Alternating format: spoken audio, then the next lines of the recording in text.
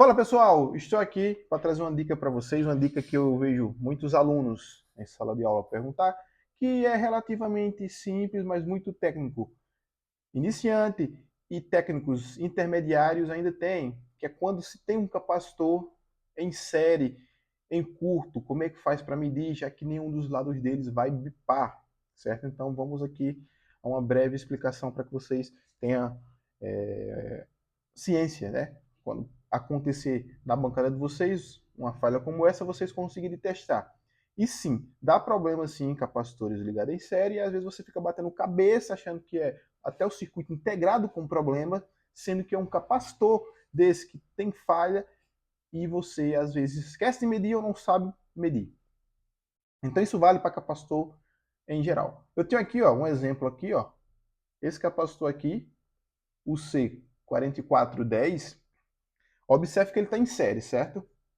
Então, o que acontece? Toda vez que eu tiver um capacitor em série, para aferir, para testar, saber se ele está bom, você vai fazer o seguinte: em um dos lados dele, a gente vai ter que ter um valor X e no outro lado a gente vai ter que ter um valor Y. Como assim? Então, se eu estou testando um teste de queda de tensão, escala de diodo com meu multímetro, vou aferir, por exemplo, esse lado aqui me deu 500. Do outro lado, eu tenho que me dar uma diferença. Se aqui me deu 500, aqui eu tenho que ter outro valor.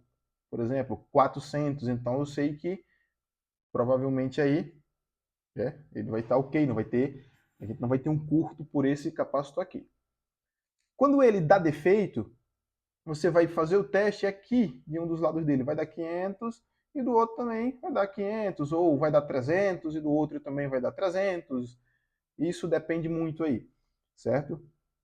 Por quê? Porque quando esse capacitor ele entra em curto-circuito, quando ele danifica, ele vira basicamente aí, de maneira didática para que vocês entendam, ele vira como se fosse um jumper, um fio.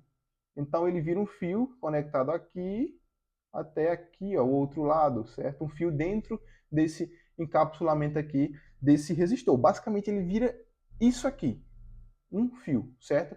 Então ele liga esse fio, ele liga um dos lados aqui, ó, e vai ligar o outro lado. Vamos supor que seja, pode ser aqui, vamos dizer que seja aqui, que está mais próximo. Então ele vira um fio, certo? Então ele não faz o seu trabalho que seria, né, correto aí para ele efetuar nessa malha. Então aí é bem simples aí para vocês entenderem.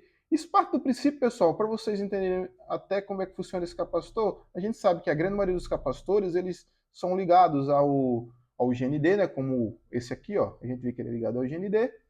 E o ao outro lado dele é ligado na malha de comunicação, que a gente pode chamar aí de uma malha positiva, para que vocês entendam melhor, certo?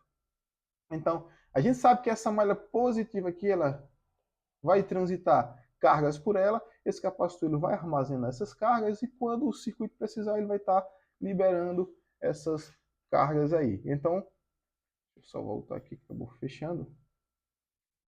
Então,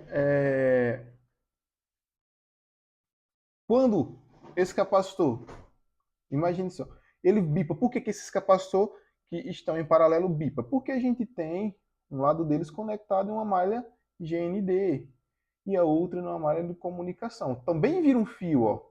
Ele também vira um fio, certo? Ligando a malha GND à malha de comunicação. Só que, nesse caso aqui, ó, do capacitor que está em série, ele não tem nenhum dos lados ligados à GND, então, por esse motivo, ele não bipa, certo? Então, ó, ele não bipa. Por quê? Porque essa malha é uma malha de comunicação, essa malha é uma malha de comunicação não é uma malha GND. Porém, ele sim virou um fio, como se você tivesse feito um jump. Porém, ele só iria bipar se ele tivesse ligado, pelo menos, né? Tivesse ligado em um dos lados dele no GND. Então, uma breve explicação aí, coisa simples, vocês não ficarem batendo cabeça, acontece bastante. Tem um XR que tem um capacitorzinho ali em série que dá defeito, aquece o circuito integrado. E aí a galera vai, remove o circuito integrado e geralmente é o capacitor que está com problema. Muitos técnicos aí que já pegou essa falha sabem qual circuito que eu estou falando. Então, pessoal, é isso aí que eu tenho para falar para vocês. Muito obrigado.